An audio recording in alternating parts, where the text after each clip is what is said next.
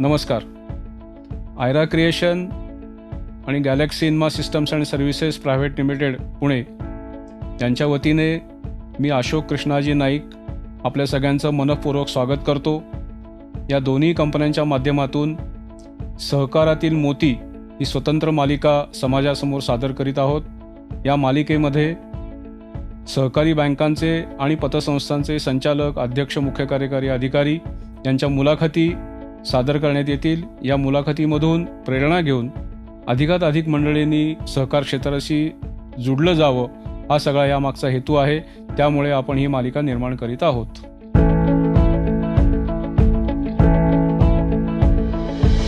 त्यात पतसंस्थेमधला पहिला सहकारातला मोती आपल्या सादर करण्यासाठी अनंत विजय ढोले सर आपल्या समवेत आहेत. त्यांचा मी थोडासा परिचय करून देतो.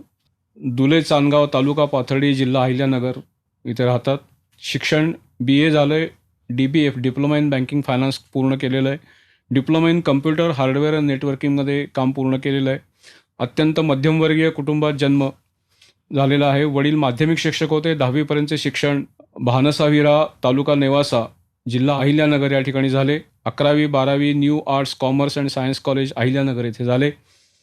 त्यानंतर Sonajirao Kshirsagar homeopathic medical college या ठिकाणी BHMS साठी प्रवेश घेतला, परंतु दुसऱ्याच वर्षी शिक्षण सोडून दिलं. 2005 साली पाथर्डी येथे मोबाईल शॉपीचं दुकान टाकलं. 2009मधून IBPSची लेखी परीक्षा दिली, जी राष्ट्रीयकृत बँकांमध्ये एंट्रन्स एक्झाम आहे, ती पास झाले. तिथून स्टेट बँकेमध्ये त्यांचं सिलेक्शन झालं. सुरुवातीचे काही दिवस छत्रपती संभाजीनगर इथे सर्व्हिस केल्यानंतर गडचिरोली इथे स्टेट बँकेने त्यांची बदली केली, त्यामुळे नोकरी सोडली. त्यानंतर 2010 साली वृद्धेश्वर सहकारी साखर कारखान्यामध्ये अकाउंटंट विभागात नोकरी केली. ती 2014 साली नोकरी सोडली. Venkatesh multistate cooperative credit society येथे शाखा व्यवस्थापक म्हणून नंतर रुजू झाले. त्या ठिकाणी शाखा व्यवस्थापक ते जनरल मॅनेजर पदोन्नती घेऊन सर्व प्रकारचं काम केलं. पण इतकं सगळं असूनसुद्धा त्यांना जे आत्मिक समाधान हवं होतं ते आत्मिक समाधान काही मिळालं नाही. शेवटी त्यांनी निर्णय घेतला की आपल्याला नोकरी करायची नाही. 2020 साली व्यंकटेशची नोकरी सोडली व स्वतःची चैतन्य अर्बन क्रेडिट कोऑपरेटिव्ह सोसायटीची स्थापना केली. त्यानंतर चैतन्य ग्रुपच्या माध्यमातून वेगवेगळे उपक्रम समाजासाठी ते करतायत. 2020 सालापासून गेली 5 वर्ष ते ऋषी होल मेडिहोल 24 प्रायव्हेट लिमिटेड या नावाची एक मेडिकल शॉप चालवतात, ज्याच्यामध्ये सर्वच गोष्टी उपलब्ध आहेत. अशी देशामध्ये 12 शॉप्स आहेत. प्रगती व्यासपीठ नावाचे एक फाउंडेशन चालवतात. चैतन्य फाउंडेशन नावाचं फाउंडेशन आहे. विचारधन टूर्स अँड ट्रॅव्हल्स, सामान्य माणसाला प्रवास करता यावा, त्याचा आनंद उपभोगता यावा म्हणून काम केलं आहे. चैतन्य फिनान्शियल सर्व्हिसेस या नावाने फिनान्शियल सर्व्हिसेस आहेत. चैतन्य सोलर नावाने स्वतंत्र उद्योग आहे. आणि आपल्या सगळ्यांचा आवडीचा जेवणाचा जो विषय आहे त्याच्यामध्ये संस्कृती प्युअर व्हेज नावाचं एक छान हॉटेल आत्ता रिसेंटली त्यांनी सुरू केलं आहे. मला असं वाटतं की इतकं बहुआयामी व्यक्तिमत्व म्हणण्यापेक्षा म्हणजे बहुआयामी व्यक्तिमत्व आपल्यासोबत आहे, ज्यांचं मन कधीच नोकरीमध्ये रमलं नाही, पण सुरुवातीची घरची परिस्थिती पाहता नोकरी करण्याशिवाय पर्याय नव्हता म्हणून नोकरीही केली. पण ज्या क्षणाला असं वाटलं की या ठिकाणी आपलं मन रमत नाही, त्या ठिकाणी अत्यंत धाडसाने राजीनामा दिला आणि स्वतंत्रपणे स्वतःचा व्यवसाय सुरू केला. आणि आज व्यवसाय सुरू करत असताना 8 प्रकारचे स्वतंत्र चॅनल्स चैतन्य ग्रुपमध्ये त्यांनी फ्लोट केलेले आहेत आणि सर्व चॅनल्स हे अत्यंत उत्तम पद्धतीने चालतात. ही सगळी करण्यामागची बेसिक कल्पना सामान्य माणसाला त्याच्या त्या क्षेत्रातल्या सेवा उपलब्ध व्हाव्यात, हाच हेतू त्याच्यामध्ये आहे. आणि सरांनी आजपर्यंत चांगल्या पद्धतीने गेली 5 वर्ष चैतन्य ग्रुप तयार करून कामाला सुरुवात केलेली आहे. मला असं वाटतं की इतकं सगळं ऐकल्यानंतर आपल्या सगळ्यांची उत्सुकता असेल की सरांबरोबर आपण चर्चा केली पाहिजे, त्यांच्याबद्दल माहिती करून घेतली पाहिजे. तर मला वाटतं की सर आपण आता तुमच्याविषयी काही माहिती घेण्याचा आपण प्रयत्न करूयात. तर तुम्ही जरा चैतन्य ग्रुप गेली 5 वर्ष काम करता आहात आणि वेगवेगळ्या क्षेत्रामध्ये काम करतात. तर चैतन्य ग्रुपचं पुढच्या 5 वर्षाचं व्हिजन काय आहे? चैतन्य ग्रुपच्या माध्यमातून आमचं मेन जे व्हिजन आहे तर ते ग्रामीण जो भारत आहे आपला, त्या ग्रामीण भारताला आधुनिक जगाशी जोडणे, connecting rural India to the advance India. ग्रामीण भागामध्ये आजही आपण म्हणतो की बऱ्याचशा गोष्टींची कमतरता आहे. ग्रामीण भागात मी स्वतः राहतोय, त्यामुळे तिथल्या उणिवा काय आहेत ते मला जाणवतात.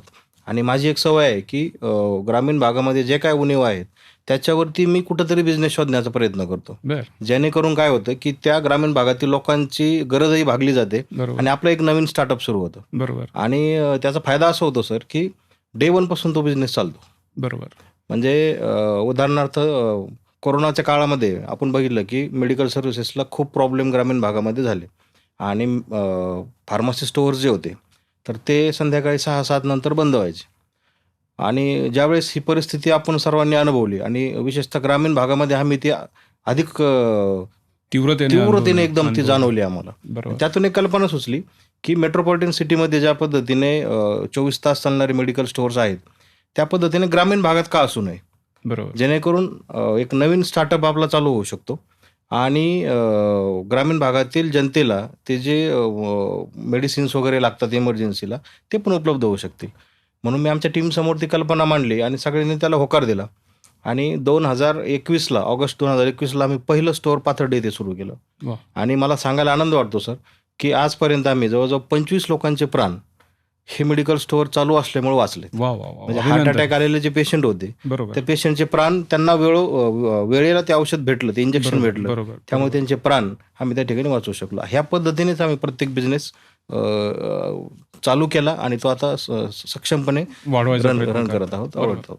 या सगळ्याबरोबर आर्थिक क्षेत्रामध्ये पण त्यांची स्वतःची नोकरी, स्टेट बँक म्हणा किंवा साखर कारखान्यामध्ये अकाउंटंट म्हणा, व्यंकटेश मल्टीस्टेटमध्ये नोकरी करणं म्हणा, वरच्या पदावर जाऊन पोहोचणं, हे सगळ्या गोष्टीचा अनुभव घेताना स्वतःची पण एक फिनान्शियल सर्व्हिस असावी म्हणून चैतन्य नागरी सहकारी पतसंस्था अशी पतसंस्था 2 वर्षापूर्वी सुरू केली आणि त्याही पतसंस्थेचा व्यवसाय चांगल्या पद्धतीने करण्याचा ते प्रयत्न करतायत. पण ही पतसंस्था वाढीसाठी तुम्ही काय नियोजन केलं आहे? पतसंस्था वाढीचं जे मी मगाशी तुम्हाला बोललो की ग्रामीण भागाच्या गरजा ओळखून पतसंस्थेचाही आमचा तोच उद्देश आहे की ग्रामीण भागातील लोकांना डिजिटली बँकिंग कशी आपल्याला पुरवता येईल याच्यावरती आम्ही जास्त फोकस करतो. नेट बँकिंग असेल, मोबाईल बँकिंग असेल किंवा डोर टू डोर सर्व्हिस असेल, या गोष्टींमध्ये आम्ही खूप ॲग्रेसिव्हली काम करतो आणि त्याचा खूप चांगला रिस्पॉन्स ग्रामीण भागातून आम्हाला मिळतो की लोकांना ज्या ठिकाणी एखादा व्यापारी असेल त्याला त्याच्या दुकानातून बाहेर येऊन बँकेमध्ये यायला वेळ नसेल, राष्ट्रीयकृत बँकांमध्ये गेलं तर 2-2 तास लागतात. बरोबर. मग ती फॅसिलिटी आम्हाला कशी आणखी चांगली करता येईल या दृष्टीने आम्ही त्यांना डोर स्टेप सर्व्हिस देतो. अकाउंट ओपनिंग आपण ऑनलाईन करतोय आता की तो सभासद ज्या ठिकाणी असेल तिथूनच तो अकाउंट ओपन करू शकतो. वेगवेगळ्या कर्ज सुविधा की जे कर्ज घेताना ग्रामीण भागातील जे उद्योजक असतात छोटे छोटे यांच्याकडे डॉक्युमेंट तेवढे पूर्ण नसतात, त्यासाठी पण आमची एक सेपरेट टीम आहे की उद्योग आधार वगैरे त्यांना जनरेट करून देणं, त्यांना ते काढून देणं, त्याच्याबद्दलचा अवेअरनेस त्यांना देणं आणि त्या माध्यमातून त्यांचे व्यवहार करंट अकाउंट आमच्यापर्यंत येतात. आता मागील 1 वर्षापासून आम्ही QR कोडची सुविधा ग्रामीण भागातील या छोट्या छोट्या दुकानदारांना उपलब्ध करून दिली, जेणेकरून त्यांना पेमेंट घ्यायला खूप सोपं झालं. कारण बाकीचे जे पेमेंट गेटवे आहेत, जे फोनपे झालं, गुगल पे झालं, यात जर काही टेक्निकल अडचणी आल्या तर ते कुणाशी संपर्क करायचा आहे किंवा ते कसं सॉल्व्ह करायचं आहे हे ग्रामीण भागात थोडंसं जड जातं. त्यामुळे आम्ही त्याला सोल्युशन काढलं की QR कोड आम्ही त्यांच्यापर्यंत आमचे पोहोच केले चैतन्य अर्बनचे आणि आमचा एक कर्मचारी जो आहे तो प्रत्येक दिवसाला 1 चक्कर त्या याच्याकडे मारतो. त्याचा फोन येऊ किंवा नाही येऊ, त्याला काही अडचण आहे का, काही प्रॉब्लेम येतोय का पैसे घेताना देताना, ह्या पद्धतीच्या डिजिटल बँकिंग ग्रामीण भागात कसे देता येईल. जसं आमचं ब्रीदवाक्य आहे की ग्रामीण भारताला मला आधुनिक जगाशी जोडायचे. मग ते ग्रामीण भाग शहरात घेऊन जाण्यापेक्षा शहरातल्या ज्या सुविधा आहेत किंवा ज्या ग्लोबली टेक्नॉलॉजी आज जी बँकिंगमध्ये डेव्हलप झाली ती टेक्नॉलॉजी सामान्य ग्राहकांपर्यंत, ग्रामीण भागातल्या ग्राहकांपर्यंत आपल्याला कशी घेऊन जाता येईल या पद्धतीचे प्रयत्न आम्ही सातत्याने करतो. आणि हे प्रयत्न देत असतानाच ह्या वेगवेगळ्या सर्व्हिस देऊन चैतन्याचा जो बिझनेस आहे त्याचं आमचे जे टार्गेट ठरलेलं आहे, 5 वर्षाचं व्हिजन आमचं ठरलेलं आहे. 5 वर्षामध्ये येत्या 5 वर्षामध्ये आम्ही 100 कोटीच्या ठेवी पूर्ण करणार आहोत चैतन्य अर्बनच्या. हे जे व्हिजन ठरलं आहे ह्या व्हिजनला पाठबळ देण्यासाठी या वेगवेगळ्या गोष्टीमधून आम्ही त्या ठिकाणी सातत्याने प्रयत्न करत असतो. पण एक चांगली गोष्ट आहे की मूळ कल्पना तुमची मला आवडली की शहरातला माणूस खेडेगावात जायच्याऐवजी किंवा खेडेगावातला माणूस शहरात जायच्याऐवजी खेडेगावातल्याच माणसाला सगळ्या सुविधा जर उपलब्ध झाल्या तर सामान्य माणसाचं जीवनमान उंचावलं जाईल अशा प्रकारचे एक ध्येय धोरण तुम्ही समोर ठेवून काम करतात. पण गेली काही वर्ष बँकिंग इंडस्ट्रीच्या टेक्नॉलॉजीमध्ये खूप मोठ्या प्रमाणावर चेंजेस येत आहेत, आणखीन काही येणार पण आहेत. तर असे काय चेंजेस तुम्हाला तुमच्या व्यवसायामध्ये अपेक्षित आहेत की ज्याचं इम्प्लिमेंटेशन तुम्ही करू इच्छिता, ज्याने संस्था वाढेल? बरोबर. त्याच्यामध्ये ग्रामीण भागात काम करत असताना पहिले आमची प्रायोरिटी असणार आहे ती की पेपरलेस बँकिंग आपल्याला कशी करता येईल. म्हणजे जे काही व्हाउचर्स लागतात, विड्रॉल लागतात, भरणा स्लिप लागतात, ह्या न वापरता टेक्नॉलॉजी वापरून कस्टमरच्या मोबाईलवरती OTP देऊन त्याचा विड्रॉल कसा देता येईल आपल्याला. म्हणजे जेणेकरून कागदाची बचत होईल आणि त्याच्याच संदर्भात पर्यावरणाची जी हानी होते त्यासाठी ती पण थांबवण्यासाठी फुलना फुलाची पाकळी म्हणून चैतन्य अर्बन कसं त्या ठिकाणी कॉन्ट्रीब्यूट करू शकतं, ह्या दृष्टीने आम्ही तो प्रयत्न करतोय. वा. म्हणजे ती एक नवीन टेक्नॉलॉजी पण येऊन जाते आणि पर्यावरणाचे ऱ्हास जो होतोय त्यातही आमचं थोडंसं योगदान त्या ठिकाणी होतंय. दुसरी गोष्ट की ऑनलाईन अकाउंट ओपनिंग. म्हणजे कस्टमरला ब्रँचला येण्याची काही गरज असणार नाही. तो ऑनलाईन त्याचं अकाउंट आमच्याकडे ओपन करू शकतो. नेट बँकिंग, मोबाईल बँकिंग जे आम्ही ऑलरेडी आता चालू केलेली आहे. QR कोडचा विषय तुम्हाला मगाशी आम्ही सांगितला की QR कोड आज जवळजवळ पाथर्डीसारख्या सिटीमध्ये 200 QR कोड आमचे ऑपरेट करतायत आणि त्याचा बिझनेस वाढीला पण खूप फायदा होतोय आणि जे आमचे सभासद आहेत त्यांना पण अतिशय उत्कृष्ट सेवा त्या QR कोडच्या माध्यमातून मिळते. एक चांगलं सोल्युशन त्यांना त्या ठिकाणी मिळालं आहे. म्हणजे मोठे जे गेटवे आहेत पेमेंटचे, फोनपे, गुगल पे यांच्यापेक्षाही सुपिरियर सर्व्हिस सुपिरियर. आम्ही त्या माध्यमातून त्या सामान्य सभासदांपर्यंत घेऊन जाण्याचा प्रयत्न करतोय. तुम्हाला असं म्हणायचं आहे का की भविष्यामध्ये जी टेक्नॉलॉजी येईल बँकिंग इंडस्ट्रीमध्ये Yes. आणि जी आवश्यक असेल ती सगळी तुम्ही अडॉप्ट हो करा. हो हो. ते या- सगळे अडॉप्ट करून याबद्दल- त्या सामान्य खातेदारापर्यंत कशी पोहोच करता येईल पण त्याचा मला सातत्याने तुमचं प्रयत्न. याबद्दल अभिनंदन करावं असं वाटतं की पेपरलेस बँकिंगची कन्सेप्ट sir. तुम्ही उचलून धरलेली आहे, जी खरं म्हणजे सगळ्या मोठ्या बँकांनी पण काही प्रमाणात सुरुवात केलेली आहे. बरोबर. त्याची जागरूकता तेवढी खालच्या स्तरावर नाही, पण तुम्ही मात्र ते सुरुवातीपासून करतात. हो. त्यामुळे तुमचं खरंच मनपूर्वक अभिनंदन आणि खूप छान. त्याच्यामध्ये आणखी एक उपक्रम सर म्हणजे आमचा ऑनगोईंग आहे आता की पिग्मीचं स्मार्ट कलेक्शन कसं करता येईल. म्हणजे कुठलाही एजंट न वापरता. म्हणजे आपण बऱ्याच ठिकाणी बघतोय की एजंटमुळे काही ठिकाणी फ्रॉड होतात किंवा काही गोष्टी होतात. तर ते न होता डिजिटली आपण ते पिग्मीचं कलेक्शन ह्या मार्च एंडच्या नंतर आपण आता ते चालू सुरू करतो. मला थोडासा तुम्हाला तुमची एकूण काय म्हणू आपण त्याला खडतर प्रवास पाहिलाय. तुम्ही खूप स्वतःवरही प्रयोग केलेत आणि त्याचा उपयोगही लोकांना होईल अशा पद्धतीने तुम्ही काम करू इच्छिता. पण नोकरी करणारा सामान्य माणूस समाजामध्ये नोकरी देणारी संस्था निर्माण करू शकतो. म्हणजे म्हणणं लक्षात घ्या की सामान्य माणूस आहे नोकरी करणारा, तो नोकरी देणारी संस्था निर्माण करू शकतो. या सगळ्यामध्ये आदर्श कोण आहे आपल्यासमोर? कोणाकडे बघून तुम्ही काम करता की असं असलं पाहिजे? याच्यामध्ये भारतामध्ये आपण ज्या ठिकाणी काम करतोय की पहिला आदर्श तर आपल्यासमोर येतो रतन टाटा सरांचा. की भारतामध्ये आज जी काही रोजगार निर्मिती झाली आहे, मला वाटतं त्याच्या 20 ते 25% रोजगार निर्मिती फक्त एकट्या टाटा ग्रुपमुळे झाली. टाटा ग्रुपमुळे झाली. म्हणजे ते खूप मोठं काम आहे की खूप सारे कुटुंब त्यांनी उभे केले आणि मोठे केले. त्याचबरोबर त्यांची जी दानशूर वृत्ती होती ती पण खूप मोठी होती. मोठी होती. आणि याच्या अगोदर मी जिथं काम करत होतो व्यंकटेश मल्टीस्टेटला, अविनाश शिंदे सर, ते पण माझ्यासारखंच त्यांनी स्वतः शिक्षक होते. बरं. शिक्षकाची नोकरी सोडून त्यांनी व्यंकटेश मल्टीस्टेटसारखी मोठी संस्था उभी केली आणि आज त्या माध्यमातून खूप साऱ्या त्यांच्या कंपन्या आहेत. म्हणजे हे 2 आदर्श माझ्यासमोर नेहमी असतात आणि त्यांच्याकडे बघून मी या पद्धतीने कामं करतोय. आज चैतन्य ग्रुपच्या माध्यमातून जवळजवळ 350 लोकांना आपण रोजगार उपलब्ध केला आहे. वा, छान. हे जे ट्रान्समिशन आहे, नोकरी करणारा ते नोकरी देणारा, नोकरी करणारा ते नोकरी देणारा, हे ट्रान्समिशन आहे. बरोबर. ही सोपी गोष्ट नाहीये.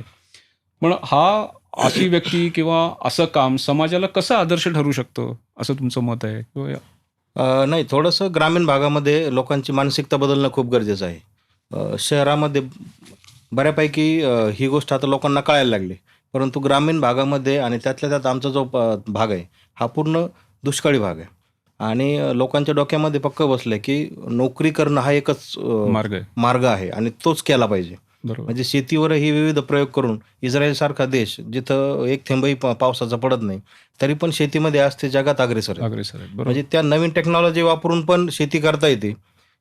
हा कन्सेप्ट कुठंतरी ग्रामीण भागामध्ये रुजला पाहिजे आणि उद्योग निर्मिती आपल्याला आपल्या भागाची भौगोलिक परिस्थिती काय आहे ही भौगोलिक परिस्थिती लक्षात घेऊन तिथं आपण काय करू शकतो. जसे आम्ही आता तुम्ही जी लिस्ट वाचली, हे सगळे उद्योग पातळीसारखे ग्रामीण भागात आम्ही चालू केले. बरोबर. आणि ते सक्सेसफुली रन होत आहेत. म्हणजे टूर्स अँड ट्रॅव्हलचा बिझनेस आमच्या पातळीमध्ये नव्हताच. म्हणजे ती सोयच नव्हती लोकांना. जर कोणाला काही विमानाचे तिकीट बुक करायचे असतील किंवा काही यात्रा करायची असेल तर त्यांना नगरसारख्या शहरामध्ये यावं लागायचं आणि तिथून मग ते बुकिंग करून त्या गोष्टी पुढच्या व्हायच्या. परंतु आज आम्ही तो प्लॅटफॉर्म त्यांना पाथर्डी शहरामध्ये उपलब्ध करून दिला. म्हणजे लोक असेही फिरायला जातच होते, बरोबर. पण त्यांना ते सोय उपलब्ध नव्हती, ती आम्ही तिथं उपलब्ध करून दिली. म्हणजे आजकालची जी तरुण पिढी आहे त्यांनी पण ह्या गोष्टीकडे थोडंसं आता पॉझिटिव्हली बघितलं पाहिजे. कारण आता रिसेंटली महाराष्ट्र राज्याची पोलीस भरती झाली. माझ्या अंदाजे 14 लाख मुलांनी अर्ज केले होते आणि बरोबर. जागा फक्त भरल्या 7,500. बरोबर. म्हणजे सरकारी नोकरीची ही परिस्थिती आज आहे. बरोबर. अजून भविष्यामध्ये ती आणखी गंभीर आणि विदारक रूप धारण करणार आहे. बरोबर. पण भारताची लोकसंख्या आज 150 कोटीच्या घरामध्ये गेली आणि जगामध्ये सगळ्यात मोठी बाजारपेठ म्हणून भारताकडे पाहिलं जातं. बाहेरच्या कंपन्या बघतात बरोबर. बरोबर. आणि बाहेरच्या कंपन्या आपल्याकडे येऊन त्यांचा धंदा मोठा करतात आणि पैसे कमवतात. तर मग आपल्या भागातील तरुणांनी याच्याकडे थोडंसं लक्ष देऊन नवीन उद्योग जर उभे केले, शासनाच्या बऱ्याच स्कीम आहेत त्याची माहिती घेऊन जर केलं तर बऱ्यापैकी या सुधारणा होऊ शकते असं मला वाटतं. पण हे सगळं योग्य आहे, पण समजा अशी 4-5-50 मंडळी जर तुम्हाला भेटली तर तुम्ही त्यांना मार्गदर्शन करून, अर्थसहाय्य करून नक्कीच, त्यांचा व्यवसाय नक्कीच. उभे करायला सपोर्ट करू शकाल? नक्कीच नक्कीच. कारण तुमच्याकडे सगळेच चॅनल आहेत. अर्थव्यवस्था आहे, आहे. कर्ज आहे, ट्रान्सपोर्टेशन आहे, बरोबर. एज्युकेशन आहे, सगळ्याच गोष्टी सगळ्याच आहेत. गोष्टी आहेत. चांगली गोष्ट आहे. पण असा माणूस समाजासाठी आदर्श असला पाहिजे या मताचा मी पण आहे. चैतन्य ग्रुपमध्ये तुम्ही वेगवेगळ्या प्रकारचे व्यवसाय करतात, मी आता परिचयामध्ये पण सांगून दिलं. पण नेमकी कोणकोणत्या प्रकारचे व्यवसाय चालतात? थोडीशी आम्हाला त्या चैतन्य ग्रुपच्या व्यवसायाची पण थोडी माहिती द्या. नक्कीच. जसं आपण मगाशी म्हटलं की सगळ्यात पहिली जी संस्था आहे आमची मातृसंस्था तर ती चैतन्य अर्बन कोऑपरेटिव्ह क्रेडिट सोसायटी आणि त्यानंतर ऋषिमिडी हॉलचं मी तुम्हाला सांगितलं की ऋषिमिडी हॉल 24 प्रायव्हेट लिमिटेड ही कंपनी आम्ही चालू केली. ती ग्रामीण भागामध्ये चालू केली आणि 24 तास चालणारे मेडिकल स्टोअर्स की जे ग्रामीण भागामध्ये खूप गरजेचे आहेत आणि आज आम्ही 3-3.5 वर्षामध्ये त्याचा अनुभव घेतो की ते ग्रामीण भागामध्ये पहिलं स्टोअर आम्ही आज चालू केलं आहे आणि मागच्या वर्षी 12वं स्टोअर आमचं दिल्लीमध्ये चालू झालं. म्हणजे दिल्लीला आपले 2 स्टोअर आहेत आज. म्हणजे लोकल ते ग्लोबल असा प्रवास ऋषिमिडी हॉल 24 प्रायव्हेटच्या लिमिटेड कंपनीच्या निमित्ताने आम्ही करतोय. बरोबर. आणि सगळ्या स्तरावरती त्याला त्या पद्धतीचा रिस्पॉन्स चांगला मिळतोय. दुसरा जो व्यवसाय आमचा तर त्याच्यामध्ये प्रगती व्यासपीठ म्हणून आम्ही एक व्यासपीठ पाथर्डीमध्ये तयार केलं की वैचारिक देवाणघेवाण व्हावी. काहीतरी गायडन्स ग्रामीण भागातील उद्योजकांना असेल, स्पर्धा परीक्षाचा अभ्यास करणाऱ्या मुलांना असेल, ह्या मुलांना कुठंतरी गायडन्स मिळावा त्या दृष्टीने एक व्यासपीठ आम्ही त्या ठिकाणी तयार केलं आहे. एक छोटासा हॉल ह्या स्टुडिओप्रमाणे आम्ही तयार केला आहे ज्याच्यामध्ये प्रोजेक्टर वगैरे ह्या सगळ्या फॅसिलिटी उपलब्ध करून दिल्या आणि दर महिन्याला आम्ही एक उद्योजक असेल किंवा एखादे अधिकारी असतील यांना आम्ही बोलवतो आणि त्या संदर्भातले त्या फील्डशी रिलेटेड जे लोक आहेत किंवा अभ्यास करणारी मुलं असतील यांना निमंत्रण देऊन आम्ही 1 ते 2 तासाचा तो सेशन त्या ठिकाणी घेतो. जेणेकरून एखाद्याला अधिकारी व्हायचं तर त्याचंही ते स्वप्न पूर्ण करण्यात आमचा तरी कुठंतरी वाटा असावा थोडाफार. या चांगल्या उद्देशाने आम्ही प्रगती व्यासपीठची स्थापना केली आणि आपण जे म्हणतो स्वार्थ आणि परमार्थ तर हा झाला, मी जे सांगितलं हा झाला परमार्थ आणि स्वार्थ असा आहे की त्यातून माझ्या उद्योगाला काही लोक नवीन जोडले जातात. ही झाली प्रगती व्यासपीठ. चैतन्य फाउंडेशनची मागच्या वर्षी आम्ही स्थापना केली आणि जसं मी तुम्हाला मग सांगितलं की पाथर्डी तालुक्यामध्ये आमच्या ग्रामीण भाग आहे, दुष्काळी भाग आहे, पाऊस खूप अत्यल्प पडतो. तर चैतन्य फाउंडेशनच्या माध्यमातून आमचा सातत्याने असा प्रयत्न आहे की जलसंधारणाची कामं कशी करता येतील.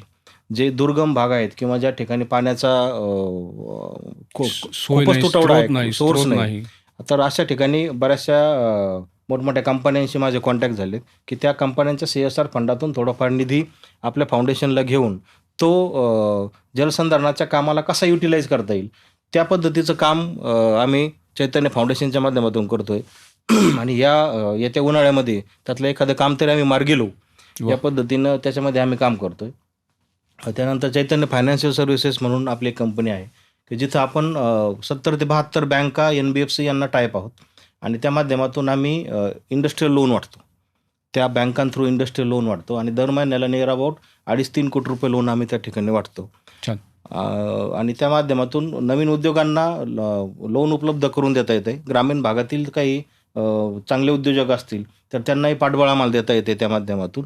कारण पतसंस्था किंवा मल्टीस्टेट असतील यांचे व्याजदर थोडेसे हायर साईडला असतात, हायर साईडला परंतु बँकांचे कमी व्याजदरामध्ये त्यांना कर्ज कसं उपलब्ध करून देता येईल. जसं तुम्ही मगाशी म्हटले की काही लोक तयार झाले तर त्यांना झाले. फायनान्शियली तुम्ही कसं सपोर्ट करू करणार? शकता का? बरोबर. तर चैतन्य फायनान्शियल सर्व्हिसेसच्या माध्यमातून आम्ही तो सपोर्ट नक्कीच त्या ठिकाणी करू. त्यानंतर विचारधन टूर्स अँड ट्रॅव्हल्स. तर विचारधन टूर्स अँड ट्रॅव्हल्सचा जन्म पण असाच झाला की ग्रामीण भागामध्ये आमच्या ती सोयच नव्हती. म्हणजे एखाद्याला जर कुठं फिरायला जायचं आहे, फॅमिलीला जायचं आहे किंवा बिझनेस टूर एखादा करायची, विमानाचं तिकीटचं बुकिंग करायचं, तर ती सोय पातळीमध्ये नव्हती. तर ती सोय आम्ही 1.5 वर्षापासून चालू केली. त्याच्यामध्ये आमच्याकडं 4 AC गाड्या आहेत अर्बनिया म्हणून, आणि एक नॉन AC गाडी आहे 20 सीटर, आणि त्या गाड्यांना सुद्धा बँकांनी आम्हाला 100% लोन दिलं आहे. बर. म्हणजे चैतन्य अर्बनचा पैसा आपण तिकडं कुठंच वापरत नाही. आमची नगर शहर सहकारी बँक आहे, ती आम्हाला या ठिकाणी अर्थपुरवठा करते, आणि 100% लोन त्या गाड्यांसाठी त्यांनी आम्हाला दिलं आहे. आणि आम्ही रेग्युलर त्या गाड्यांचे हप्ते भरून एक्स्ट्रा रक्कम कर्जाच्या खाती आम्ही भरतोय. आणि त्यामुळे काय झालं की ग्रामीण भागामध्ये त्याची सोय झाली. आज सोय झाली. सांगायला अभिमान वाटतो की एकही दिवस एकही गाडी आमची उभी नसते. क्या बात आहे. म्हणजे कंटिन्यू या गाड्या चालू आहेत. आणि आता जो कुंभमेळा झाला प्रयागराजला, हम्म. तर प्रयागला जवळजवळ प्रत्येक गाडीचे 3-3, 4-4 चक्र झाल्या. बापरे. म्हणजे ग्रामीण भागातून लोकांना ती सोय उपलब्ध झाली. बऱ्याच बरोबर, लोकांनी बरोबर. आमच्याकडे ते सांगितलं की तुम्ही हे चालू केलंय म्हणून आम्हाला कुंभमेळ्याला जाता आलं. जाता आलं आणि आणि ते व्यवस्थित पुण्य कमवता आलं. पुण्य कमवता आलं. म्हणजे जसं तुम्हाला मागेच म्हणून स्वार्थ आणि परमार्थ या परमार्थ दोन्ही दोन्ही गोष्टी झाले, आम्ही साधण्याचा दोन्ही झाले. चैतन्य ग्रुपच्या माध्यमातून प्रयत्न करतो. खूप छान. खरं म्हणजे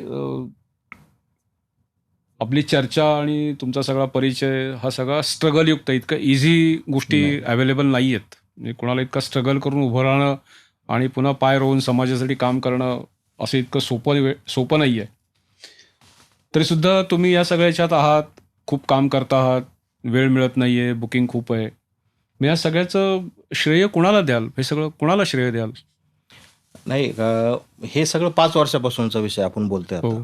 परंतु त्याच्या पाठीमागचे जे 25 वर्ष होते ते अतिशय खडतर होते. जे की तो जो खडतरपणा होता किंवा तो जो स्ट्रगल होता तो माझे घरचे आणि मी बर. इथपर्यंतच मर्यादित होता. कारण आपण नेहमी वाचतो, ऐकतो की संघर्षात सोबत कोणी नसतं, परंतु ज्यावेळेस यश मिळतं त्यावेळेस सगळी दुनिया तुमच्या सोबत असते. अगदी खरं. आणि हे जे स्ट्रगल 25 वर्ष मी सातत्याने केलं, त्यात फक्त एक केलं की कुठं थांबलो नाही. हो. म्हणजे एखादं अपयश आलं आणि मग त्या अपयश आल्यानंतर निराश होऊन कुठंतरी थांबणं किंवा व्यसनाच्या अधीन जाणं, ह्या हा. गोष्टी कधी केल्या नाही. बरोबर. सातत्यानं चालत राहिलो, पॉझिटिव्ह माइंडसेट ठेवत राहिलो, आणि त्याचं सगळं श्रेय माझ्या वडिलांना मी देतो. बर. कारण त्यांनी प्रत्येक त्या गोष्टीमध्ये मला सहकार्य केलं. बरोबर. त्यांना जर कधी वाटलं की मी निगेटिव्ह होतोय तर त्यांनी ते मला पॉझिटिव्ह करण्याचं, चार्ज करण्याचं काम केलं, कारण ते शिक्षक होते. अच्छा. आणि समजा ते जर त्यांनी त्यावेळेस केलं नसतं तर आज कुठंतरी मी एखादा व्यसनाधीन तरुण झालो असतो किंवा कुठंतरी एखादी शिपायाची नोकरी करत बसलो असतो. कारण इतकं मोठं स्ट्रगल ते होतं. बरोबर. कारण त्या काळात असं झालं होतं की सोनं जरी हातात घेतलं तर त्याची माती व्हायची. माती व्हायची. बरोबर. म्हणजे इतकं स्ट्रगल होतं. आणि आज परिस्थिती उलट झाली. आज माती हातात घेतली तरी तरी सोनं त्याचं होतंय. सोनं होतं. बरोबर. परंतु तो जो स्ट्रगलचा काळ असतो तो प्रत्येकाने सहन केलाच पाहिजे. माझं नवीन आता माझे मित्र व्यवसायात येऊ पाहत आहेत, तर आजकाल लोकांची धारणा कशी झाली की आज व्यवसाय चालू केला की उद्यापासून मला उत्पन्न सुरू होईल. हो, तसं होत नाही. परंतु तो बिझनेस सेट करायला 4 ते 5 वर्ष कंटिन्यू द्यावे लागतात. आणि ते ज्यावेळेस आपण 4 ते 5 वर्ष देऊ त्यावेळेस तो बिझनेस कुठेतरी फुलायला लागतो, बरोबर. की जे आज मी स्वतः अनुभवतोय. बरोबर. आणि जो स्ट्रगलचा काळ होता तर तो आता थोडासा पाठीमागे मागे पडलाय. गेलेला असं परंतु म्हणायला हरकत विसरलेलो नाही. नाही, कारण हा. तो स्ट्रगल केला 25 वर्ष, खूप कष्ट सहन केले, त्यामुळं आज हा काळ बघायला आज हा काळ बघायला मिळतोय. खरंय खरंय. एका अर्थाने तुमचं म्हणणं योग्य आहे. काळाच्या कसोटीवर ते घासून पुसून लख्ख झालंय. जर वडीलच मागे उभे राहिले नसते खंबीरपणे तर ही गोष्ट शक्य झाली शक्यच नसती. नव्हतं, शक्यच नव्हतं. त्यामुळे तुमच्याबरोबर तुमच्या वडिलांचाही आम्हाला खूप अभिमान आहे की असा एक मुलगा समाजासाठी त्यांना देता आला की ज्याच्यामुळे नोकरी करणारा नोकरी देणाऱ्यामध्ये कन्व्हर्ट झाला, Convert झालं. असं म्हणायचं वावगं होईल असं मला वाटत बरोबर. नाही. आणि ही गोष्ट योग्य आहे. थोडासा खाजगी प्रश्न असा की या सगळ्या व्यापातून तुम्ही घरासाठी वेळ कसा देता? नाही, घरासाठी वेळ देणं होतच नाही. ते म्हणतात ना की उद्योजकाला घर नसतं. होय, म्हणजे खरं आहे. पण उद्योजक- घर तर असेलच ना, शेवटी एक बेसिक आहेच ना. म्हणजे उद्योजकाचा जास्त वेळ हा समाजासाठी जातो. बरोबर. तसंच माझ्या बाबतीत पण होतं. कारण मी ज्यावेळेस हा बिझनेस चालू केला होता 2020ला, त्यावेळेस माझा मुलगा 7वीला होता. आज तो 11वीला आहे. बरोबर. म्हणजे मलाही कळलं नाही की तो 7वीतून 11वीला कधी आला. कारण घरी लक्ष देणं तेवढं पॉसिबल झालं नाही. कारण 3 ते 4 वर्ष हा बिझनेस उभा करतानाही खूप स्ट्रगल झालं. खूप सारा प्रवास झाला. खूप गोष्टी माहिती करून घ्यायच्या होत्या. त्यामुळं एका जागेवर बसून किंवा एखाद्या कम्फर्ट झोनमध्ये राहून ते शक्य नव्हतं. बरोबर. त्यामुळे त्याला कंटिन्यू प्रवास करणं, लोकांच्या गाठीभेटी घेणं, नवीन-नवीन काय आयडिया आहेत त्या समजून घेणं, याच्यामध्ये कुटुंबाला वेळ देणं कमी होतं. आजही तो कमी होतोय. त्या बाबतीत मात्र कुटुंब माझ्यावर नाराज आहे. आणि आता हे सेट होत चाललंय. ते सेट होत चालल्यानंतर कुटुंबाला वेळ हा द्यावाच लागणार आहे. कारण मुलं आता मोठी झालीत आणि त्यांचे शिक्षण, सगळ्या गोष्टी पुढच्या त्या पण गोष्टीने आता आहे. आमची पण विनंती अशी आहे की त्यांच्याही काही अपेक्षा असतील, आहे. जशा समाजाच्या अपेक्षा पूर्ण करतात बरोबर. तशा त्यांच्याही अपेक्षा तुम्ही पूर्ण कराव्यात अशी आमची नक्कीच, तुम्हाला नक्कीच, नक्कीच. विनंती आहे. एक गोष्ट खरी आहे, तुम्ही नोकरी पण केली, व्यवसाय पण केलाय. असं बघितलं तर नोकरीचे राजीनामे धडाधडा पडलेत आणि व्यवसाय पण धडाधडा उभा राहिलाय, अशी बरोबर. स्थिती आहे. पण तुमचं मन नेमकी रमलं कशामध्ये, की त्या नोकरीत रमलं का व्यवसायात रमलं? नाही, नोकरीत माझं मन आणि कधीच नाही. पुढचा प्रश्न असा की हां. यशस्वीता हा भाग सोडून द्या, बरोबर. कारण नोकरीमध्ये पण तुम्ही वरच्या पोस्टपर्यंत गेलात. असं नाही की क्लार्क म्हणून काम केलं. बरोबर. नोकरीतही तुम्ही चांगल्या पद्धतीने काम केलं, व्यवसायही चांगला, पण तुमचं मन नेमकी रमलं कशामध्ये? माझं मन नोकरीमध्ये कधीच रमलं नाही. परंतु ग्रामीण भागातील एक विचारसरणी अशी आहे की छोटीशी का असेना पण नोकरीत असावी. हां, अशी अपेक्षा हां, असते. म्हणजे तुमचा मुलगा काय करतो? तर एखादं म्हणलं की आपण व्यवसाय करतो, तर तो मान-सन्मान मिळत नाही. पण आपण जर ते म्हटलं की आमचा मुलगा इथं शिपाई म्हणून नोकरीला आहे, तरी त्याच्याकडे मान-सन्मानाने पाहिलं जातं. ही आजही समाजाची परिस्थिती. बरोबर. त्यामुळं काही दिवस नोकरी स्वीकारली, परंतु त्यात मन रमत नव्हतं. अच्छा. डोक्यात माझ्या डोक्यात 24 तास शिवाजी महाराज असतात. आणि बरं. शिवाजी महाराजांचं एक वाक्य मला खूप आवडतं, की राज्य छोटंसं का असेना पण स्वतःचं असावं. स्वतःचं असावं. आणि ते स्वतःचं राज्य निर्माण करण्याचं डोक्यात हे 20 वर्षापासून होतं. बरं. परंतु ती संधी मिळत नव्हती म्हणा किंवा तोपर्यंत ती विचार करण्याची क्षमता नव्हती. पण बरं. ज्यावेळेस स्वप्न मोठी बघायला लागलो आणि मग ती सत्यात उतरवण्यासाठी काय काय करावं लागेल याचा शोध घ्यायला लागलो, त्यावेळेस या सगळ्या गोष्टी उलगडत गेल्या आणि मग नोकरीतला रस कमी झाला आणि व्यवसायातला रस वाढत गेला. वाढत गेलं. बरोबर, बरोबर. खरं म्हणजे आर्थिक क्षेत्रात काम करणं कठीण आहे. पूर्वी पण ते सोपं नव्हतं, आजही सोपं नाही आहे. बरोबर. कारण पूर्वी मर्यादित आर्थिक क्षेत्र होतं, त्या घरापुरतं होतं. आता सगळं समाजासाठी ओपन झालं आहे. आणि आर्थिक क्षेत्रामध्ये तुम्हाला स्वतःला ज्ञान असल्याशिवाय, तुम्हाला स्वतःला माहिती असल्याशिवाय तुम्ही आर्थिक क्षेत्रात काम नाही करू शकत. बरोबर. मग इतकी जोखीम घेऊन अन्य व्यवसाय असताना सुद्धा पतसंस्था का सुरू केली? बँकिंगमध्ये इंटरेस्ट माझा पहिल्यापासून होता. हं. म्हणजे SBIला ज्यावेळेस सिलेक्शन झालं होतं, तेव्हापासून तो बँकिंगचा इंटरेस्ट होता. बरं. आणि बँकिंगमध्ये गेल्यानंतर, कारण तुम्हाला अर्थशास्त्र समजलं नाही तर कुठलाच बिझनेस सक्सेस होऊ शकत नाही. बरं. त्यामुळं आणि बँकिंगचा इंटरेस्ट असल्यामुळं पतसंस्थेची स्थापना करायची हे पहिल्यापासून ठरलेलं होतं. विषय होताच विषय डोक्यात. होता डोक्यामध्ये तो, की पतसंस्थेची स्थापना करायची. कारण ग्रामीण भागामध्ये अर्थव्यवस्था जर फिरत असेल तर ती बऱ्यापैकी पतसंस्थांमुळे फिरते. कारण नॅशनलाइज बँका असतील किंवा खाजगी बँका असतील, ह्या त्या रूटपर्यंत ग्रामीण भागाच्या जाऊ शकत नाहीत. आणि त्यामुळं मग पतसंस्था चालू करायची हे पहिल्यापासून डोक्यात पक्कं होतं माझ्या. पक्कं होतं की पतसंस्थेमध्येच हां. काम करायचं. आणि पण पतसंस्थेत काम करत असताना अनुभव खूप महत्त्वाचा होता. हं. म्हणजे व्यंकटेश मल्टीस्टेटमध्ये मला तो अनुभव मिळाला किंवा साखर कारखान्यामध्ये मी अकाउंटिंगला काम करायचो, इन्कम टॅक्सच्या असेसमेंट वगैरे करायचो. तर तिथून तो अनुभव खूप मिळाला. एखाद्याने MBA फायनान्सची डिग्री जरी घेतली तरी तो परफेक्ट अर्थ खातं चालवू शकतो असं नाही. गॅरंटी नाही देता येत. परंतु जर तुम्हाला 10-20 वर्षाचा अनुभव त्या क्षेत्रात असेल तर तुम्ही ते नक्कीच करू शकता. म्हणजे त्याला असं समजा मी म्हटलं की तुम्हाला माणूस वाचता आला तर पतसंस्था चालवता येते, बरोबर. हे योग्य राहील का अगदी, अयोग्य अगदी, राहील? अगदी. पण असं एखादं तुमच्या पतसंस्थेतलं उदाहरण सांगाल की या माणसाला मी वाचलं, म्हणजे त्या माणसाच्या म्हणजे कागद नाही आहेत, पण तो माणूस वाचला, त्याच्या पलीकडे समजून घेतला आणि तो उभा राहिला, असं एखादं उदाहरण सांगू शकाल? आहे आमच्याकडे सुद्धा. आता नाव नाही सांगत नाही, तुम्हाला. नाव नाही पण आपल्याला अपेक्षित. आमच्याकडे एक खातेदार आला एक दिवस. म्हणजे संस्था नवीनच आपण चालू केली होती आणि त्याचा हातगाड्यावरती फळाचा व्यवसाय होता. बरं. म्हणजे शॉप ॲक्ट नाही किंवा कुठं अकाउंटिंग नाही, म्हणजे बरोबर. बँकिंग नाही. आणि त्यांनी माझी भेट घेतली आणि मला म्हटलं की मला एक 50,000 रुपये कर्ज पाहिजे. पण माझ्याकडे डॉक्युमेंट काहीच नाही म्हटलं. बरं. म्हणजे तुम्ही जर म्हटले चेक द्या मला, तर माझं कुठं अकाउंट नाही म्हटलं. तर मग मी त्याला म्हटलं की आपण एक काम करूया की उद्योग आधारच्या माध्यमातून आपण तुमचं एकदा व्यवसायाचं रजिस्ट्रेशन करूया. मग माझ्या मॅनेजरला मी सांगितलं, ते उद्योग आधारचं रजिस्ट्रेशन केलं काही त्याचे 2 जामीनदार त्याला सांगितले की असे जामीनदार आपल्याला लागतील. ते 2 जामीनदार घेतले. आधार कार्ड, पॅन कार्ड वगैरे घेऊन त्याला पहिलं लोन मी माझ्या रिस्कवरती दिलं ₹50,000. बरं. परंतु आज सांगायला अभिमान वाटतो की ते लोन तो कंटिन्यू मुदतीच्या आत फेडतोय आणि आज जवळजवळ 2 लाखापर्यंतचं लोन आपण त्याला क्या दिलं. बात आहे.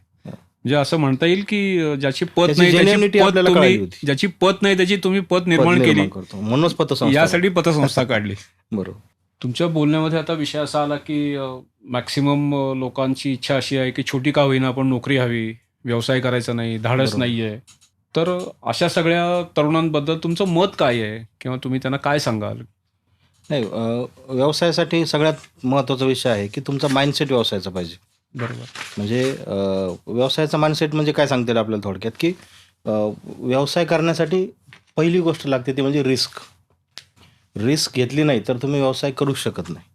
याच्यावरती माझा ठाम विश्वास आहे. बरोबर. जसं सुरुवातीला तुम्ही सांगितलं की अतिशय मध्यमवर्गीय कुटुंबातून मी आलो आहे बरोबर. आणि परिस्थिती अशी होती की ज्यावेळेस चैतन्य अर्बनची स्थापना करायची त्यावेळेस रजिस्ट्रेशनसाठी आम्हाला ₹30,000 लागत होते बरोबर. आणि ते गोळा करायला आम्हाला 1 आठवडा लागला त्यावेळेस. बरोबर. परंतु ती रिस्क त्या ठिकाणी आम्ही घेतली आणि जेव्हापर्यंत तुम्ही रिस्क घेत नाही किंवा आउट ऑफ द बॉक्स विचार करत नाही किंवा कम्फर्ट झोनच्या बाहेर येऊन तुम्ही विचार करत नाही तोपर्यंत व्यवसाय सक्सेस होऊ शकत नाही. बरोबर. या 3 गोष्टी जर आजच्या तरुणांनी अंमलात आणल्या तर ते नक्की एक यशस्वी उद्योजक होऊ शकतात. कारण मार्केट खूप मोठं आहे हं. आणि मार्केट हे ग्रामीण भागात प्रचंड आहे की जो मी अनुभव घेतोय 5 वर्षापासून हं. की ग्रामीण भागामध्ये प्रचंड मार्केट आहे. कारण आज पाथर्डी शहराची लोकसंख्या जवळजवळ 1 लाख लोकसंख्या आहे बरोबर. आणि 22 पतसंस्था आहेत. म्हणजे 1 लाख डिवायडेड बाय 22 जरी केलं आणि तेवढा जरी बिझनेस प्रत्येक पतसंस्थेने आणला तरी तो मोर दॅन इनफ होऊन जाईल. मोर दॅन इनफ होऊन जाईल. त्यामुळं बिझनेसमध्ये येताना म्हणजे तो पतसंस्थेचा नाही कुठलाही बिझनेस असो त्याच्यामध्ये रिस्क घेण्याची ॲबिलिटी ही पाहिजे. ओनरशिप माइंडसेट तरुणांचा आला पाहिजे आणि त्यासाठी सगळ्यात महत्त्वाचं आहे की वाचन केलं पाहिजे किंवा जे यशस्वी उद्योजक आहेत त्यांना जाऊन भेटलं पाहिजे, त्यांना विचारलं पाहिजे. कारण माझ्यापर्यंत जरी कोणी आलं तर मी मोकळ्या मनाने सगळ्या गोष्टी सांगतो. आणि ग्रामीण भागात आणखी एक म्हण आहे जुनी की अंथरूण पाहून पाय पाय पसरावे. पसरावेत. तर बरोबर. माझा माइंडसेट थोडा विरुद्ध आहे त्याच्या. मी अगोदर पाय पसरतो आणि नंतर अंथरुणाची सोय करतो. अच्छा. म्हणजे या गोष्टी पण थोड्याशा डोक्यामध्ये ठेवल्या, विचारसरणीत आणल्या तर उद्योजक होणं खूप अवघड नाही आहे. परंतु अगोदर स्वतःच्या माइंडवर काम करून, बुद्धिमत्तेवर काम करून आणि मानसिकता ज्यावेळेस तुम्ही मनातून ज्यावेळेस उद्योगपती व्हाल त्यावेळेस तुम्ही ॲक्च्युली एखादा उद्योग उभा करून यशस्वीपणे चालू शकता. बरं. मला तुमचा हा एक विषय खूप आवडला की खरं म्हणजे म्हण खूप जुनी आहे. म्हणजे मीही लहान असताना माझ्या आजीने किंवा त्यांनी सगळ्यांनी ऐकली की अंथरूण बघा आणि बाबांनो मग पाय पसरा. बरोबर. पण ही कन्सेप्ट आणि हा विचारही खूप चांगला आहे की अगोदर पाय पसरा आणि त्या मापाचं अंथरूण तयार करा. तयार करा. नसेल तर त्या मापाचं अंथरूण तयार करा. पण मला या निमित्ताने सांगावं असं वाटतं की जर उद्योगामध्ये यायचं असेल तर तुम्हाला उद्योगाचं जर यशस्वी व्हायचं असेल आणि त्या निमित्ताने काही अर्थक्षमता समजा घ्यायची असेल तर तुम्हाला किमतीकडे जर पाहून वस्तू खरेदी करायची नसेल तर घड्याळाकडे न बघता काम करावं लागेल. इथं तर अगदी महत्त्वाचं आहे. म्हणजे मी जसं तुम्हीच मला विचारलं की कुटुंबाला किती वेळ देत आहे तर मी आजही ते सांगतो की वेळ देणं होत नाही. देणं होत कारण मला असं वाटतं की दिवस 48 तासाचा पाहिजे होता, तो 24 तासाचाच आहे. कारण तो 24 तासाचा वेळ कमी पडतोय. कमी पडतो. बरोबर. एक गोष्ट खरी आहे की तुम्ही पण सहकार क्षेत्रामध्ये पहिल्यापासूनच आहात. एक स्टेट बँकेची छोटी नोकरी सोडली तर सहकारामध्ये त्या मानाने आपल्याकडे तरुण मंडळी कमी आहेत काम कमी. करणारी, जबाबदारी कमी. घेणारी, संचालक म्हणून असतील, नोकरी करणारी त्यांची गरज आहे म्हणून तरुण मंडळी आहेत. बरोबर. पण एकूणच जबाबदारी घेऊन काम करणारी तरुण मंडळी कमी आहेत. कमी. असं समाजामध्ये का चित्र आहे? इतका सगळा व्यवसाय आहे, इतकी सगळ्या चांगल्या गोष्टी आहेत तर नाही, सहकाराविषयी खूप सारे गैरसमज इथून मागच्या काळामध्ये पसरवले गेले. हं. म्हणजे 1904 साली ज्यावेळेस इंग्रजांनी पहिला सहकार कायदा पतसंस्थांविषयी आणला होता तेव्हापासून सहकार भारतामध्ये रुजला आहे. बरोबर. आणि आजची परिस्थिती अशी आहे की भारताच्या GDPच्या मोर दॅन 3% कॉन्ट्रीब्युशन हे सहकार क्षेत्राचं आहे. बरोबर. आणि सहकार क्षेत्रांचे आज जवळजवळ 2 ते 3 कोटी रोजगार निर्मिती केली. बरोबर. म्हणजे सहकाराची व्याप्ती थोडक्यात तुम्हाला मी सांगतो की 2 ते 3 कोटी रोजगार निर्मिती केली आहे. भारताच्या लोकसंख्येपैकी जवळजवळ 30 कोटी लोक हे कुठल्या ना कुठल्या माध्यमातून सहकारी संस्थांचे सभासद आहेत. बरोबर. त्याच्यामध्ये आपण जर बायफर्गेशन केलं तर साखर कारखाने जे आहेत तिथं जवळजवळ 35% लोक साखर कारखान्यांच्या माध्यमातून सहकार्याशी निगडीत आहेत. तुमचे दूध शीतकरण केंद्र असतील त्याच्या माध्यमातून आहेत किंवा खत वितरण केंद्र असतील याच्या माध्यमातून 25% लोक आज सहकार क्षेत्राशी निगडीत आहेत. म्हणजे इतकं चांगलं काम सहकार क्षेत्र आजही भारतामध्ये करते. परंतु काही 2-3% ठिकाणी तो प्रॉब्लेम झालाही असेल इथं मागं, पतसंस्थांमध्ये असेल किंवा अन्य सहकारी संस्थांमध्ये असेल, परंतु त्याला स्वरूप एवढं मोठं दिलं गेलं की तरुण पिढी त्याच्याकडे यायला तयार नाही आज. बरोबर. म्हणजे जशी आम्ही डेअरिंग केली त्या पद्धतीने डेअरिंग करून यायला कोणी तयार नाही. तर ती डेअरिंग करून एकदा सहकारामध्ये तरुणांनी यावं आणि मग त्यांना लक्षात येईल की किती मोठा स्कोप आहे. म्हणजे GDPच्या 3% पेक्षा जास्त कॉन्ट्रीब्युशन एकटं सहकार क्षेत्र करते बरोबर. भारताची अर्थव्यवस्था मजबूत करण्यासाठी. तर ते थोडासा अभ्यास तरुण पिढीने करणं गरजेचं आहे. आणि ज्यावेळेस आपण बघतो की पतसंस्था बुडाली किंवा पैसे बुडाले, तर अशा घटना किती घडल्यात. तर माझ्या माहितीप्रमाणे 1904 पासून ते आजपर्यंत जवळजवळ जास्तीत जास्त 50,000 कोटी रुपयाच्या आसपासचं फ्रॉड झाले असतील पतसंस्थांमध्ये. परंतु आपण नॅशनलाइज बँका वगैरे बघितल्या, म्हणजे मागच्या 8-10 वर्षामध्ये जे काही उद्योगपती पळून गेले त्यांचाच जर आकडा केला तर तो लाख कोटीच्या घरामध्ये जातो. कोटीच्या घरात जातो. आज आमच्या शेजारी पाथर्डीच्या शेजारी शेवगाव तालुका आहे जिथं मागच्या वर्षी आता शेअर मार्केटचा फ्रॉड झाला. तर तो आकडा धपक्या आवाजात आहे, पण 2,500-3 हजार कोटी रुपयाचा फ्रॉड त्या ठिकाणी झाला. बापरे. म्हणजे तेवढ्या व्हॅल्युएशनच्या पतसंस्था सुद्धा त्या भागात नाही आहेत. बरोबर. परंतु जाणून बुजून पतसंस्था क्षेत्राला किंवा सहकार क्षेत्राला म्हणावं आपण की बदनाम करण्याचा प्रयत्न केला गेला आणि त्यातून कुठंतरी तो गैरसमज तयार झाला. परंतु ज्यावेळेस आपण स्वतः येऊन सहकारामध्ये काम करू, आता मी जवळजवळ मागच्या 25 पैकी 5 वर्ष सोडून दिली तर 20 वर्षापासून सहकार क्षेत्रातच काम करतो. बरोबर. परंतु माझा अनुभव अतिशय चांगला आहे आणि म्हणून मी याच्यामध्ये प्रगती करतो. तुम्हाला असं म्हणायचं आहे की सहकार क्षेत्रामध्ये तरुण मंडळींनी यावं, संस्था सुरू कराव्यात आणि समाजसेवेचं काम करावं. बरोबर. त्याचं उत्पन्नाचं साधन आहे असं गृहीत न धरता बरोबर. समाजाच्या सेवेसाठी समाजाच्या सेवेसाठी सहकार क्षेत्रामध्ये म्हणूनच यावं. तुमचं पहिलं इनिशिएटिव्ह. पण समजा तरुणांनी समाज क्षेत्रात, सहकार क्षेत्रात यावं असा विचार समजा आपण केला, तर नेमकी त्यांनी कोणत्या क्षेत्रात येऊन स्वतःचं योगदान द्यावं असं तुम्हाला वाटतं? नाही, सहकारामध्ये खूप सारे क्षेत्र आहेत. म्हणजे जसं मी मगाशी तुम्हाला सांगितलं की साखर कारखाने आहेत की जिथं तुम्ही जॉब म्हणून जरी जॉईन झाले तरी सहकार क्षेत्र समजून घ्यायला तुम्हाला फायदा होईल. कारण मला तो फायदा झाला की साखर कारखान्यात असताना सहकार्याची पहिली ओळख झाली आणि तिथून सहकार काय असतो, कसा असतो हे शिकायला मिळालं. तर दूध शीतकरण केंद्र आहेत की ग्रामीण भागामध्ये आज दुधाचं उत्पन्न आपल्याकडं बऱ्यापैकी आहे. त्या सेक्टरला जर तुम्ही ऑर्गनाईज सहकार क्षेत्राच्या माध्यमातून करू शकले तर त्यातूनही चांगली रोजगार निर्मिती होते. आणि जसं तुम्ही म्हणाले की समाजाची सेवा पण होते, लोकांना एक जवळ तो स्पॉट तयार होतो आणि त्यातून शेतकरी वर्गाला गाया पालन असेल किंवा म्हैस पालन असेल यासाठी पण प्रोत्साहन मिळतं. पतसंस्था असतील ज्यातून छोट्या छोट्या वर्गाला, छोट्या छोट्या जे व्यावसायिक उद्योजक आहेत यांना पतपुरवठा करता येतो आणि त्यातून कितीतरी कुटुंब उभे राहतात, फायनान्शियली ते स्ट्रॉंग होतात. खूप मोठं समाजकार्य आहे. म्हणजे जसं गांधीजींनी सांगितलं होतं की खेड्याकडे चाला, तर खेड्याकडे जात असताना या सर्व गोष्टी घेऊन जाणं खूप गरजेचं आहे आणि ते सहकार्याच्या माध्यमातूनच सक्सेस होऊ शकतं असं तुमचं मत आहे. बरोबर. तुम्ही आताही वेगवेगळ्या 5-6 प्रकारच्या संस्था चालवता ज्या सहकाराशी निगडीत आहेत, व्यवसायाशी निगडीत आहेत. असा विचार केला तर तुम्ही किती मंडळींना आज अखेर रोजगार उपलब्ध करून दिला आहे? आज चैतन्य ग्रुपच्या माध्यमातून जर विचार केला तर प्रत्यक्ष 350 लोकांना आपण रोजगार उपलब्ध करून दिला. आणि यातली किती प्रत्यक्ष मंडळी नोकरी करतात आपल्याकडे? आपल्याकडे जवळजवळ 200 लोक नोकरी करतात. 200 लोक. तुम्ही असं म्हणालात की अप्रत्यक्ष पण रोजगार उपलब्ध करून दिलाय. तर अप्रत्यक्ष रोजगारामध्ये काय तुम्ही कव्हर केलं त्याच्यामध्ये की जे तुमच्याशी कनेक्ट आहेत? हां, तर त्याच्यामध्ये आता आमचं टूर्स अँड ट्रॅव्हलचं उदाहरण तुम्हाला देतो की ज्याच्यामध्ये गाडीचे फिटर असतील किंवा डिझेल पंपवाले असतील, आम्ही त्यांच्याशी टायप केलं. म्हणजे एखाद्या पेट्रोल पंपाला जो काही बिझनेस होतोय महिन्याभराचा त्याच्या निदान 40% बिझनेस हा आमच्याकडून त्याचा होतो.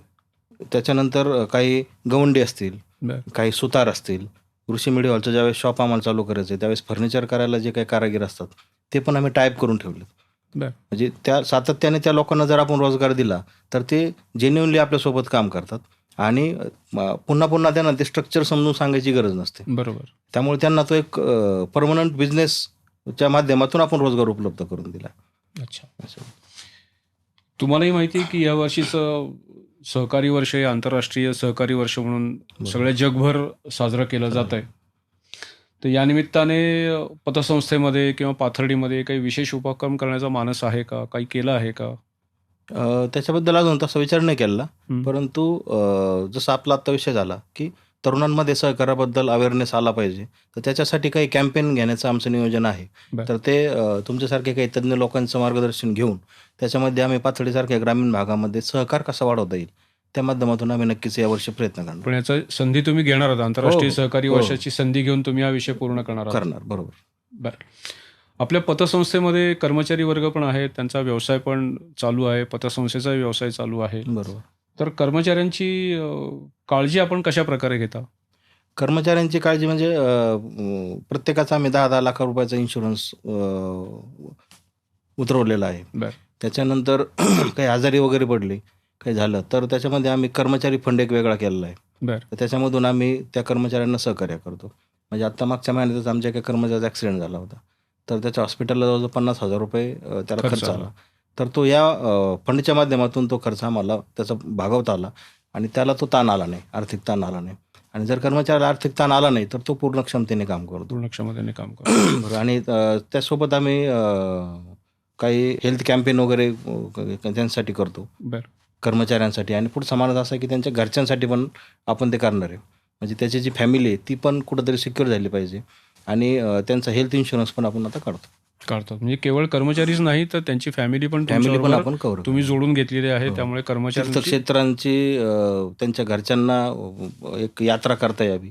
बरं. कारण आपली स्वतःची टूर्स अँड ट्रॅव्हल्स कंपनी आहे. तर ते आणखी सोपं जाईल. म्हणजे त्याच्या घरच्यांना पण तो कॉन्फिडन्स आला पाहिजे की हा चैतन्यामध्ये काम करतोय ना, तर योग्य ठिकाणी काम करतोय. अच्छा. ती फिलिंग त्याच्या घरच्यांपर्यंत ज्यावेळेस जाईल, त्यावेळेस तो घरून स्ट्रेस फ्री होईल. आणि तो जर घरून स्ट्रेस फ्री झाला, तर तो ऑफिसमध्ये आल्यानंतर काम एकदम प्रॉन्टली करेल. म्हणजे तुम्हाला असं म्हणायचं आहे का किंवा आमचा कर्मचारी हा डिव्होटेडली पतसंस्थेसाठीच काम करेल, त्याला अन्य कोणताही स्ट्रेस असणार नाही, बरोबर. अशी सगळी काळजी तुम्ही सगळी घेता. काळजी आम्ही घेणार. मग ती शारीरिक असेल, मानसिक असेल, आर्थिक बरोबर. असेल, आरोग्यदायक काळजी असेल, बरोबर. काउन्सिलिंग असेल, बरोबर. अशा सर्व प्रकारची काळजी सगळ्या तुम्ही आता या कर्मचाऱ्यांची घेता. त्यामुळे they are working with you very devotedly. आणि एप्रिलपासून त्यांचा PF वगैरे ते पण आपण चालू करतो. तो पण सगळं लागू करतो. हो. Very good. आता किती कर्मचारी आहेत आपल्याकडे? आपल्याकडे पतसंस्थेमध्ये सध्या 12 कर्मचारी. 12 कर्मचारी आहेत. त्यात महिला वर्ग किती आहे? महिला वर्ग जास्त आहे आमच्याकडं, की बरं. जवळजवळ 7 महिला आहेत आमच्याकडे. 7 महिला आहेत. बॅक ऑफिस पूर्ण आमच्या महिला सांभाळतात. महिलांचाच आहे. तुम्ही चैतन्य ग्रुपच्या अंतर्गत बऱ्याच संस्थांमधनं काम करता आणि खूप कामही तुमचं चालू आहे. या माध्यमातून भविष्यात काही सामाजिक काम उभं करण्याची तुमची योजना आहे का? ती नक्कीच आहे. कारण आज जे काही बिझनेस चैतन्य अर्बनचे उभं राहिलेत किंवा चैतन्य ग्रुपच्या माध्यमातून उभं राहिलेत, त्याच्यामध्ये या समाजाने आपल्याला मदत केली. आणि समाजासाठी काम करत असताना जसं मला मग सांगितलं की आमचा भाग दुष्काळी आहे. आणि तो दुष्काळी भागामध्ये पाण्यासाठी काहीतरी कामं करावी लागतील. आणि ते चैतन्य फाउंडेशनच्या माध्यमातून आम्ही जलसंधारणाची कामं हाती घेणार आहोत. बरं. त्याच्या संदर्भात बऱ्याचशा मोठमोठ्या कंपन्यांशी माझं बोलणं झालं. आणि तो त्यांचा जो CSR फंड त्यांना युटिलाइज करायचा आहे, तर तो चैतन्य फाउंडेशनच्या माध्यमातून कसा युटिलाइज करून घेता येईल आपल्याला, बरं. की जेणेकरून ग्रामीण भागामध्ये काही बंधारे असतील किंवा नदी खोलीकरणाचे प्रकल्प असतील, हे कसे आपल्याला राबवता येतील. म्हणजे आमचा मानस आहे की दरवर्षी किमान 5 गावामध्ये हा प्रकल्प राबवायचा. कारण या उन्हाळ्यामध्ये जर तो प्रकल्प राबवला, तर पावसाळ्यामध्ये जे काही पाणी पडतं आणि वाहून जाते, ते पाणी तिथं आपल्याला अडवता येईल. त्या बंधाऱ्यांच्या माध्यमातून असेल किंवा नदी खोलीकरण जर केलं, तर त्या माध्यमातून ते पाणी जे तिथं मुरणार आहे, जिरणार आहे, त्याचा फायदा त्या गावाला होणार आहे. मग आम्ही दरवर्षी 5 गावं टार्गेट करून या पद्धतीने ते काम चालू करणार. सामाजिक काम त्या पद्धतीने सामाजिक तुम्ही काम उभं त्या केलंय. पद्धतीने. लोकांच्या गरजा त्यामुळे पूर्ण बरोबर. होतील आणि आर्थिक क्षमता, आर्थिक उन्नती बरोबर. त्यांना त्यामुळे मिळू शकेल. आपण एक मगाशी विचार केला होता असा की सहकार क्षेत्रामध्ये तरुण मंडळी कमी आहेत, पण त्यांनी सहकार क्षेत्रामध्ये यावं आणि काम करावं, असं आपल्या या माध्यमातून तुम्ही तरुणांना काय संदेश द्याल? नाही, आजकालच्या तरुण पिढीने थोडंसं जीवनाकडे आणि आपल्या करिअरकडे वेगळ्या अँगलमधून बघणं खूप गरजेचं आहे. कारण पारंपरिक ज्या पद्धती होत्या, पारंपरिक पद्धत म्हणजे काय, तर नोकरी करणे. बरोबर. तर त्या नोकरीला फाटा देऊन कुठंतरी सहकार क्षेत्रामध्ये खूप सारे संधी सहकार क्षेत्र आपल्याला देतं, परंतु ते माहिती नाही आहे. आणि आम्ही आमच्या प्रगती व्यासपीठच्या माध्यमातून ह्या सहकार क्षेत्रातील संधी त्यांच्यापर्यंत घेऊन जाण्याचा प्रयत्न करतो आहे. की सहकारामध्ये काम करणारा एखादा माणूस कसा मोठा होऊ शकतो किंवा त्याच्यामुळं समाजाला किती फायदा होतो आहे आणि तो फायदा होत असताना स्वतःलाही फायदा होतो आहे, स्वतःची उन्नती होती. या पद्धतीने प्रगती व्यासपीठ असेल किंवा चैतन्य फाउंडेशन असेल याच्या माध्यमातून आम्ही ह्या गोष्टी त्या नवीन तरुणांपर्यंत घेऊन जाण्याचा प्रयत्न करतो आहे आणि मला विश्वास आहे की येत्या 1-2 वर्षामध्ये आम्ही बऱ्यापैकी त्यात सक्सेस होऊ.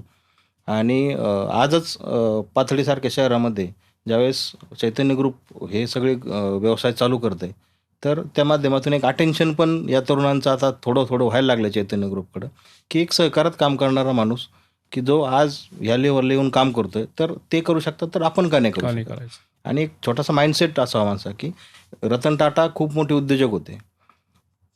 त्यांना 2 हात होते, आपल्याला 2 हात आहेत. त्यांना 2 पाय, आपल्यालाही 2 पाय. त्यांना जे डोळे होते तेच आपल्याला डोळे, तेच कान आहेत.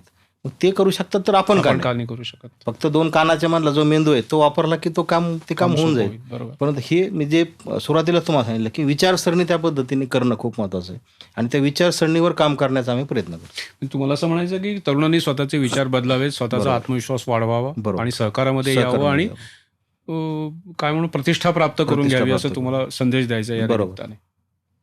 मला असं वाटतं की ढोले सरांबरोबर आपण भरपूर गप्पा मारल्यात, पण वेळेची मर्यादा लक्षात घेता ढोले सर या ठिकाणी आले आणि त्यांनी आपल्या सगळ्या गोष्टी आपल्याशी मनमोकळेपणाने शेअर केल्या. याबद्दल आयरा क्रिएशन आणि गॅलेक्सी सिनेमाच्या वतीने मी त्यांचे अत्यंत आभार मानतो. धन्यवाद सर. धन्यवाद.